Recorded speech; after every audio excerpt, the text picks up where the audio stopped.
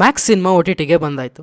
ಈ ಸಿನಿಮಾದಲ್ಲಿ work ಆಗಿದ್ದೇನು, work ಆಗದೇ ಇದ್ದದ್ದೇನು ಅಂತೆಲ್ಲ ಮಾತಾಡೋಣ ಅನ್ನಿಸ್ತು. ಅದಕ್ಕೆ ಈ ವಿಡಿಯೋ ಮಾಡ್ತಾ ಇದ್ದೀನಿ. ನೀವೇನಾದರೂ ಚಾನಲ್ಗೆ ಫಸ್ಟ್ ಟೈಮ್ ಬಂದಿದ್ದರೆ ವಿಡಿಯೋನ ಕೊನೆ ತನಕ ನೋಡಿ. ವಿಡಿಯೋ ಇಷ್ಟ ಆದರೆ ಸಬ್ಸ್ಕ್ರೈಬ್ ಮಾಡಿಕೊಂಡು ಸಪೋರ್ಟ್ ಮಾಡಿ.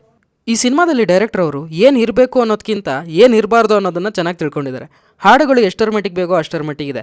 ಆ್ಯಂಡ್ ಇದರಲ್ಲಿ ಇಷ್ಟ ಆಗಿದ್ದು ಕತೆ ಒನ್ ನೈಟಲ್ಲಿ ನಡೆಯುತ್ತೆ. ಅದಕ್ಕೆ ಬೇಕಾದಂಥ ಎಲಿಮೆಂಟ್ಸ್ನ ಸಿನಿಮಾ ಸ್ಟಾರ್ಟಿಂಗಲ್ಲೇ ಚೆನ್ನಾಗಿ ಎಸ್ಟಾಬ್ಲಿಷ್ ಮಾಡ್ತಾರೆ.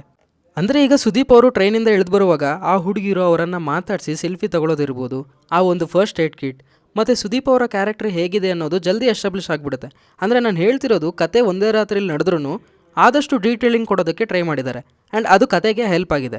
ಈಗ ಸುದೀಪ್ ಅವರು ಏನು ಮಾಡಬೇಕು ಅನ್ನೋದು ನೋಡೋ ಆಡಿಯನ್ಸ್ಗೆ ಜಲ್ದಿ ಗೊತ್ತಾಗ್ಬಿಡುತ್ತೆ. ಲೈಕ್ ಈಗ ಅಲ್ಲಿ ಆಗಿರೋ ಡೆತ್ತಿಂದ ಪೊಲೀಸ್ ಡಿಪಾರ್ಟ್ಮೆಂಟ್ಗೆ ಯಾವುದೇ ತೊಂದರೆ ಆಗಬಾರ್ದು, ಅದನ್ನು ಸುದೀಪ್ ಅವರು ನೋಡ್ಕೋಬೇಕು.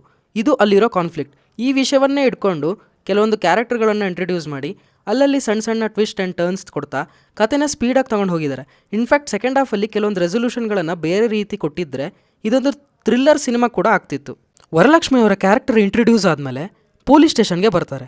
ಆಗ ಅಲ್ಲಿರೋ ಬ್ಲಡ್ ಸ್ಯಾಂಪಲ್ನ ಇಂಡೈರೆಕ್ಟಾಗಿ ತೊಗೊಂಡು ಹೋಗೋಕ್ಕೆ ನೋಡ್ತಾರೆ. ಬಟ್ ಸುದೀಪ್ ಅವರು ಈ ವಿಷಯನ ತುಂಬ ಇಂಟೆಲಿಜೆಂಟಾಗಿ ಡೀಲ್ ಮಾಡ್ತಾರೆ. ಸಿನಿಮಾದಲ್ಲಿ ಯಾವಾಗಲೂ ಎರಡು ಥರ ಸಸ್ಪೆನ್ಸ್ ಇರುತ್ತೆ. ಒಂದು ಆಡಿಯನ್ಸ್ಗೆ ಗೊತ್ತಿರಲ್ಲ, ಅಲ್ಲಿರೋ ಕ್ಯಾರೆಕ್ಟರ್ಗೆ ಗೊತ್ತಿರುತ್ತೆ. ಇನ್ನೊಂದು ಆಡಿಯನ್ಸ್ಗೆ ಗೊತ್ತಿರುತ್ತೆ, ಅಲ್ಲಿರೋ ಕ್ಯಾರೆಕ್ಟರ್ಗೆ ಗೊತ್ತಿರಲ್ಲ. ಇಲ್ಲಿ ವರಲಕ್ಷ್ಮಿ ಅವ್ರಿಗೆ ಆ ಹುಡುಗರು ಅಲ್ಲೇ ಇದ್ದಾರೋ ಇಲ್ವೋ ಅನ್ನೋ ಕ್ಲಾರಿಟಿ ಇರಲ್ಲ.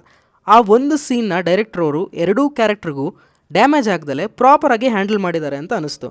ಈ ಸಿನಿಮಾದಲ್ಲಿ BGM ತುಂಬ ಚೆನ್ನಾಗಿ ವರ್ಕ್ ಆಗಿದೆ. ನನಗೆ ವರ್ಕ್ ಆಗದೇ ಇದ್ದದ್ದು ಈ ಥರ ಸೀನ್ನ ಇನ್ನೂ ಸ್ವಲ್ಪ ಪ್ಲೇಸ್ ಮಾಡ್ಬೋದಿತ್ತೇನೋ. ಯಾಕಂದರೆ ಸೆಕೆಂಡ್ ಹಾಫಲ್ಲಿ ಕತೆ ಎಂಡ್ ಪಾಯಿಂಟ್ಗೆ ಅಂದರೆ ಒಂದು ರೆಸೊಲ್ಯೂಷನ್ ಕೊಡೋಕ್ಕೆ ಯೂಸ್ ಮಾಡಿರೋದು ಆ್ಯಕ್ಷನ್. ನನಗೆ ಆ ವಿಷಯನ ಬೇರೆ ಥರ ಹ್ಯಾಂಡಲ್ ಮಾಡಿದರೆ ಇನ್ನೂ ಚೆನ್ನಾಗಿರ್ತಿತ್ತೇನೋ ಅನ್ನೋ ಫೀಲಿಂಗ್ ಬಂತು. ಆಮೇಲೆ ಲಾಸ್ಟಲ್ಲಿ ಕೊಡೋ ಒಂದು ಮೆಸೇಜ್ ಜೆನ್ರಿಕಾಗಿ ಬಂದಿದೆ ಅನಿಸೋಲ್ಲ, ಸ್ವಲ್ಪ ಕನ್ವೀನಿಯೆಂಟ್ ಮಾಡ್ಕೊಂಬಿಟ್ರೇನೋ ಅಂತ ಅನಿಸ್ತು. ಸುನೀಲ್ ಅವರ ಕ್ಯಾರೆಕ್ಟರ್ ಕೂಡ ಅಷ್ಟು ಚೆನ್ನಾಗಿ ಬರ್ಕೊಂಡಿಲ್ಲ. ಒಟ್ಟಿನಲ್ಲಿ ಸುದೀಪ್ ಅವರನ್ನು ತುಂಬ ದಿನದ ಮೇಲೆ ಒಂದು ಪ್ರಾಪರ್ ವೆಲ್ ಬ್ಯಾಲೆನ್ಸ್ಡ್ ಕಮರ್ಷಿಯಲ್ ಫಿಲ್ಮಲ್ಲಿ ನೋಡಿ ತುಂಬ ಖುಷಿಯಾಯಿತು. ಈ ವಿಡಿಯೋದ ಕಂಟೆಂಟ್ ನಿಮಗೆ ಇಷ್ಟ ಆಗಿದ್ದರೆ ಸಬ್ಸ್ಕ್ರೈಬ್ ಮಾಡಿಕೊಂಡು ಸಪೋರ್ಟ್ ಮಾಡಿ.